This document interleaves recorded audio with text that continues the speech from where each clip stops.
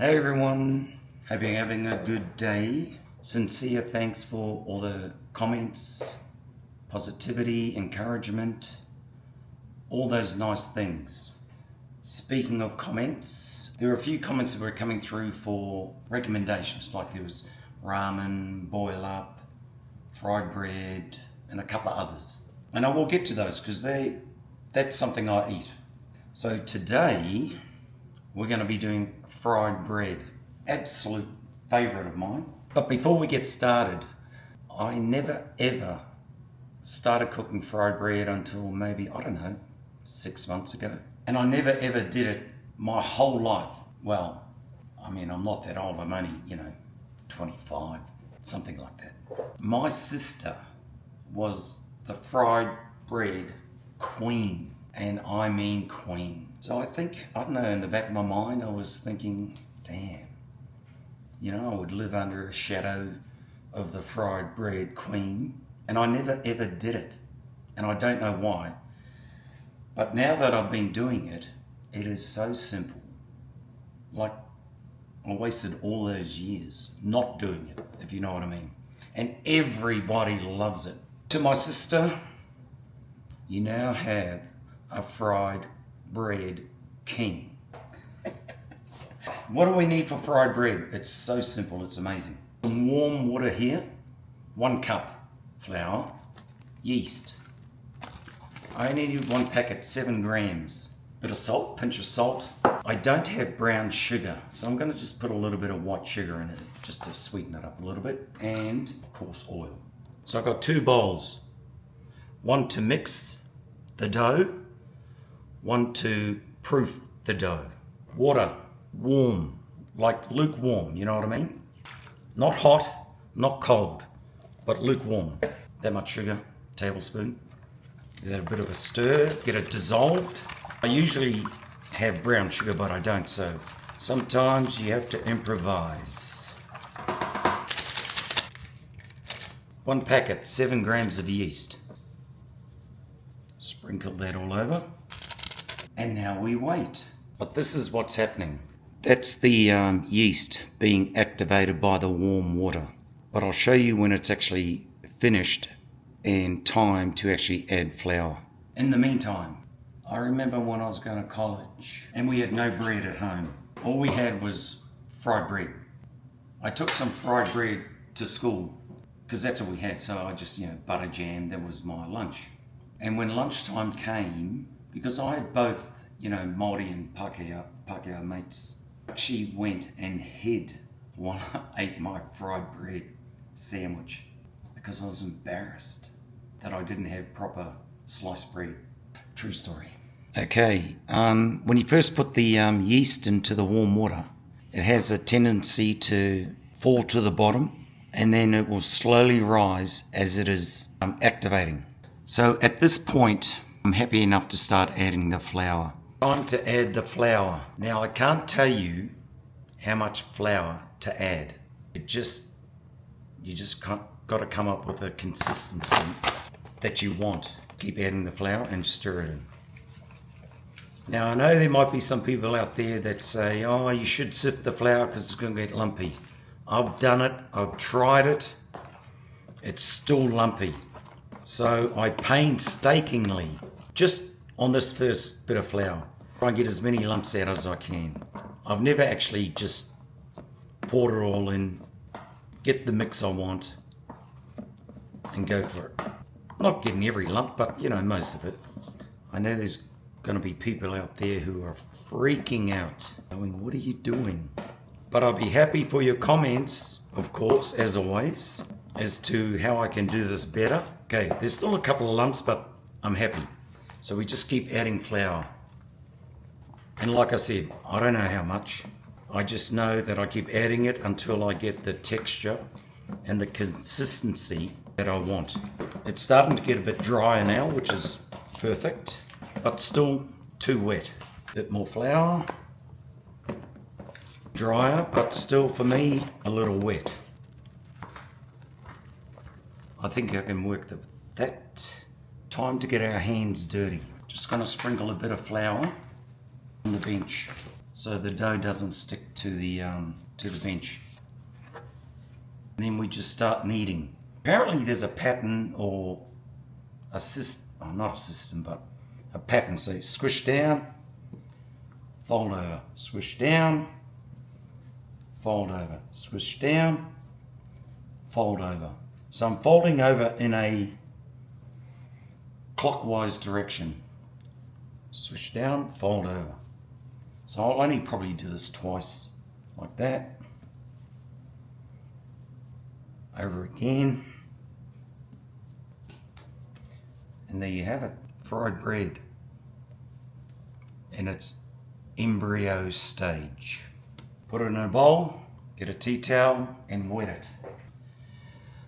Cover with a wet tea towel. Why a wet tea towel? I wouldn't have a clue. Someone tell me. I don't know. That's just the way my mum did it.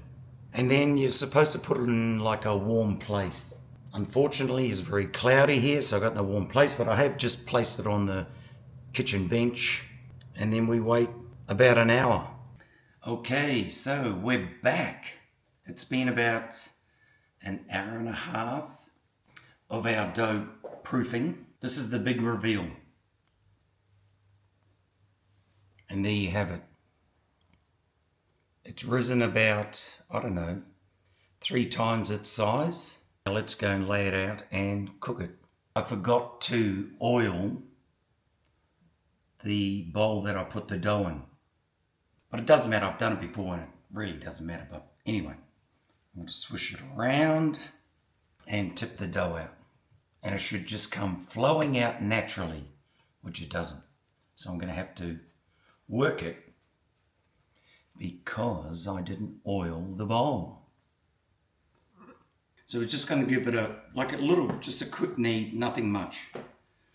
Okay, very quick, not much at all. Now, all I do, the mix I do is sort of, the dough I like is like slightly, I don't know, wet. And then I'm just going to press it out. I try and press it out until it looks like a rectangle. And I like to leave it a little thick, so it's got a bit of size to it if you like. And you'll see why in a minute. I was watching this video of a guy making pizza dough. And he says that if you push your fingers in like that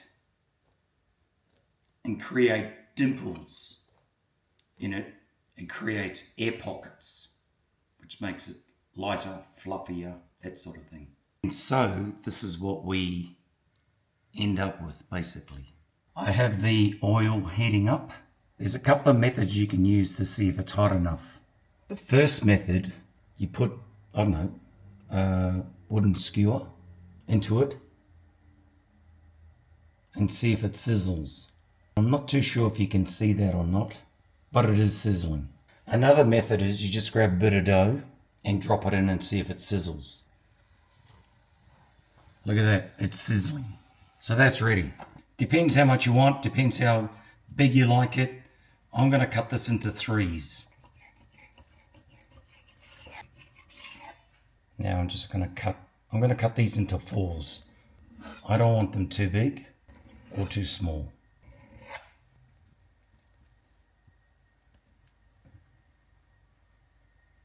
Drop it in. 1.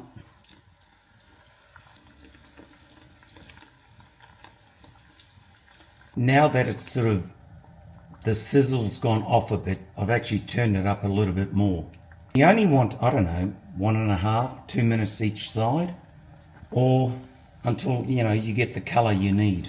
I'm just going to keep checking until I get the colour I like. That's not bad. I'll take that.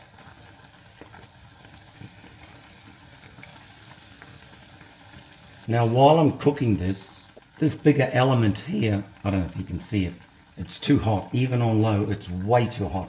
So I go to a smaller element and just keep regulating between low and a little bit higher each time.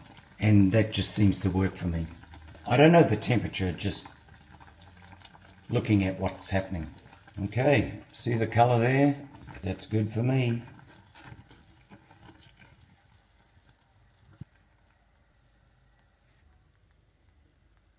Always looking for the sound, listening for the sound, and looking at the colour. Damn, that's nice. That's good. That's good. That's good. Not quite, because I'll put that in last. And there it is. And there we have it. 1 cup of water, warm water, tablespoon of brown sugar if you got it, maybe 2 tablespoons, 1 sachet of yeast, which is 7 grams. Let that ferment. Put as much flour in it as it takes to get the consistency you want.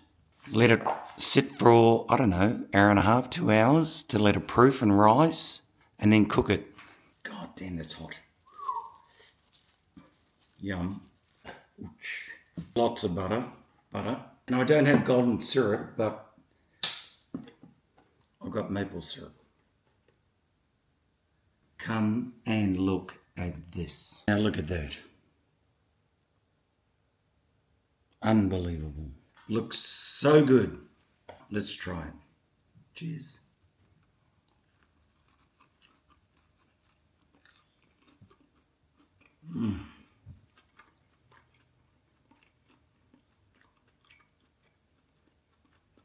Damn. It's like eating a savoury dessert. A sweet, savoury dessert. So thank you to all of you who suggested fried bread. I hope you've enjoyed it, because I certainly have. I don't know. I might just have another one. See ya.